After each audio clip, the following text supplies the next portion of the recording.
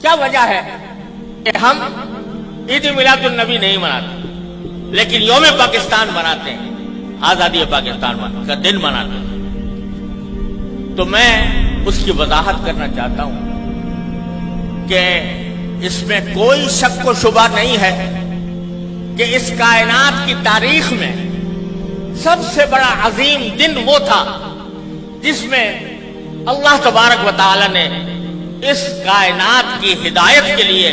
جناب محمد رسول اللہ صلی اللہ علیہ وسلم کو مبعوث فرمایا۔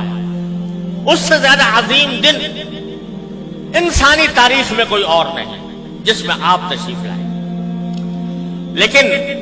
آپ ہی کی تعلیمات اور آپ ہی کی سنت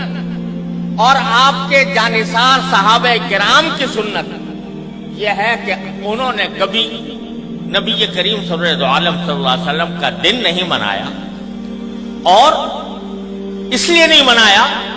کہ اللہ تبارک و تعالی نے رسول کریم صلی اللہ علیہ وسلم کو اس لیے مبعوث فرمایا تھا تاکہ آپ کی ہدایت کی روشنی سے یہ کائنات منور ہو اور لوگ آپ کی تعلیمات کی اتباع اور پیروی کریں۔ آپ کی ذات والا صفات وہ ہر قسم کی رسمی کارروائیوں سے کہیں بالا تر ہے، اور حضرات صحابہ کرام جو آپ کی زندگی کے ایک سانس کے بدلے اپنی ساری زندگیاں نچھاور کر سکتے تھے، انہوں نے کبھی یہ دن نہیں منایا۔ جب انہوں نے جو کوئی چیز نہ منائی ہو اور انہوں نے اس سے اعتراض کیا ہو اور اس کے بجائے ساری زندگی اتباع سنت کی کوشش کی ہو، اس کو اگر ہم منانا شروع کریں تو دین کے اندر ایک اضافہ ہوگا، دین کے احکام میں ایک اضافہ ہوگا، اور دین کے کام میں کوئی اضافہ وہ بدعت کہلاتا ہے۔ من احدث فی امرنا ھذا فہو رد، تو وہ بدعت بن جاتا ہے کیونکہ وہ ایک مذہبی معاملہ ہے۔ عید میلاد النبی مذہبی تقریب کے طور پر منائی جاتی ہے، مذہبی عید کے طور پر، عید کا نام اس کا رکھا گیا ہے، اور وہ مذہبی تقریب ہے، اور مذہبی تقریب اگر کوئی شخص مذہب کا حصہ سمجھ کر وہ منائے گا تو دین میں ایک اضافہ ہوگا جس کا نام بدعت ہے۔ اس لیے ہمارے اکابر علماء کرام نے اس بنانے کا اہتمام نہیں کیا۔ جہاں تک یہ 14 اگست کا تعلق ہے، 14 اگست کے یوم آزادی کا تعلق ہے، یہ کوئی مذہبی تقریب نہیں ہے،